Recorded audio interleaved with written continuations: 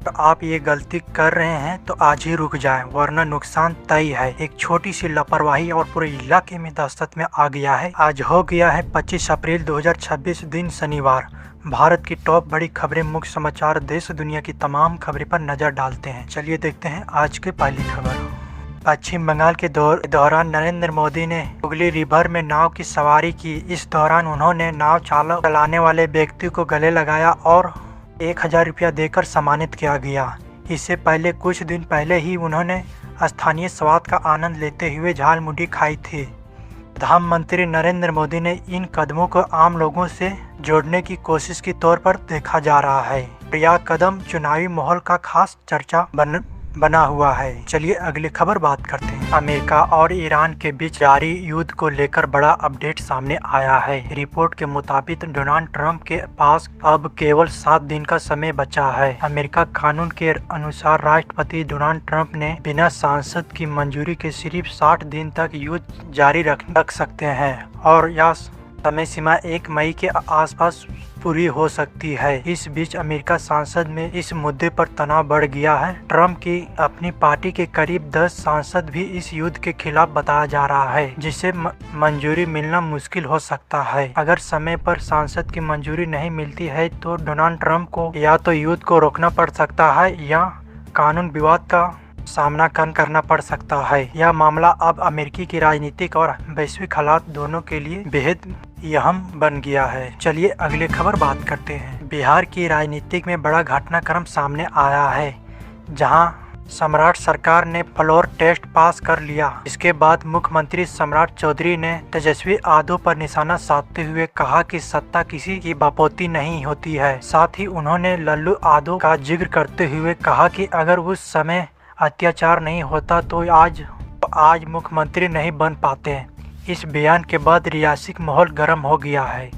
चलिए अगली खबर बात करते हैं। गिरिडीह में पुलिस को बड़ी सफलता मिली है, जहां करीब 10 किलो गांजा बरामद किया गया है और जांच तस्करों को गिरफ्तार किया गया है।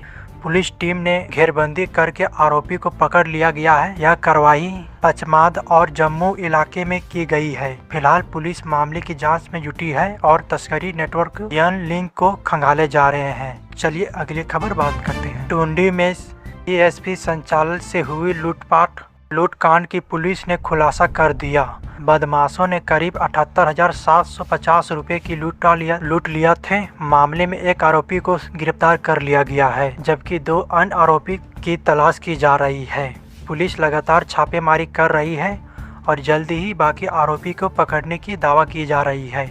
इस घटना से इलाके में दहशत का माहौल बना हुआ है। चलिए अगली खबर बात करते हैं। रांची के जगन्नाथपुर टेम्पल में गार्ड की हत्या से सनसनी फैल गई है। सुबह मंदिर परिसर में उनकी खून से लथपथ लाश मिली। घटना के बाद इलाके में आक्रोश बढ़ गया है और लोगों ने अपराधियों की गिरफ्तार की मांग को लेकर सड़क जाम कर दिए हैं। पुलिस मौके पर पहुंचकर जांच में जुट गई है और आरोपी की तलाश जारी है। इस घटना से स्थानीय लोगों में डर और नाराजगी का माहौल बना हुआ है। चलिए अगली खबर बात करते हैं। उत्तर प्रदेश की राजनीति को लेकर एक नया सर्वे चर्चा में है, जिससे दावा किया जा रहा है कि 403 सीटों वाले राज्यों में भाजपा जनता पार्टी 256 सीटों पहली सांसद बनी हुई है, जबकि समाजवादी पार्टी को करीब 135 सीटों पर समर्थन मिल रहा है।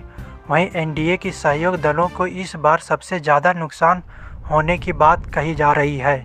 हालांकि ऐसी सर्वे पूरी तरह से अंतिम नतीजे नहीं होते, इसलिए इन्हें केवल अनुमान के तौर पर ही देखा जाना चाहिए और वास्तविक तस्वीर चुनावी परिणाम आने के बाद ही साफ होती है। चलिए अगली खबर बात करते हैं। पश्चिम बंगाल के चुनावी के माहौल के बीच नरेंद्र मोदी ने रैली में ऑल इंडिया तृणमूल कांग्रेस पर तीखी हमला करते हुए कहा कि टीएमसी का दिया बुझाने वाला है। वहीं अमित शाह ने बड़ा बयान देते हुए कहा कि अगर मुख्यमंत्री यही जन्म लेने वाला होगा लेकिन दीदी का भतीजा नहीं होगा। इस बयानों से साफ है कि चुनावी को लेकर रियासती गर्मी चर्चा पर है। हालांकि अंतिम फैसला जनता के वोट से ही तय होगी। ये था कुछ राजनीतिक बयानबाजी। चलिए अगली खबर बात करते हैं। भारत चीन गतिविधि को लेकर पूर्व आर्मी चीफ मनोज मुकुंद मार्वेन का बयान सामने आया है, जिसे उन्होंने कहा कि इस समय सरकार ने सेना को अकेले नहीं छोड़ना, हर जरूरी समर्थन दिया जाएगा। वहीं राहुल गांधी ने पहले दावा किया था कि प्रधानमंत्री ने सेना प्रमुख से कहा था कि जो उचित समझो से करो। इस बयान के बाद एक बार फिर इस मुद्दे पर रियासी बहस तेज हो गया है। हालांकि इस तरह के मामले में अलग अलग पक्षों के दावा सामने आते रहते हैं और पूरी सच्चाई अधिकारी रिकॉर्ड और तस्वीरों से स्पष्ट होती है। चलिए अगली खबर बात करते हैं। देश के 2 राज्यों में चुनावी को लेकर बड़ी खबर सामने आई है। वेस्ट बंगाल में पहले चरण में रिकॉर्ड 93% मतदान दर्ज किए गए हैं, लेकिन इस दौरान हिंसा की घटनाएं भी सामने आई है, जहां 2 भारतीय जनता पार्टी उम्मीदवारों पर हमला, पत्थरवार और लाठीचार्ज की घटना खबर सामने आई है। वहीं तमिलनाडु में भी पहली बार करीब 85% मतदान हुआ है। भारी मतदान के साफ है कि जनता इस बार बढ़चढ़ को लेकर लोकतंत्र में भाग ले रही है। हालांकि इस हिंसा चिंता का विषय बनी हुई है। चलिए अगली खबर बात करते हैं। एक अहम फैसला में सुप्रीम कोर्ट ऑफ इंडिया ने 7 महीने की प्रेगनेंसी नाबालिग को ऑपरेशन की इजाजत दे दी है। कोर्ट ने कहा कि यह महिला की इच्छा और उसके अधिकार का मामला है, उसे जबरन डिलीवरी के लिए मजबूर नहीं किया जा सकता है। अदालत ने यह भी स्पष्ट किया है कि ऐसे मामले में पीड़ित की शारीरिक और मानसिक स्थिति की प्राथमिकता देनी चाहिए और इस फैसले को महिलाओं के अधिकार के लिहाज से काफी महत्वपूर्ण माना जा रहा है। चलिए अगली खबर बात करते हैं। केंद्र सरकार ने लॉयर्स ऑफ पंजाब नाम की वेब सीरीज पर रोक लगा दी है। यह सीरीज कथित तौर पर गैंगस्टर लॉयर बिश्नोई पर आधारित बताई जा रही थी।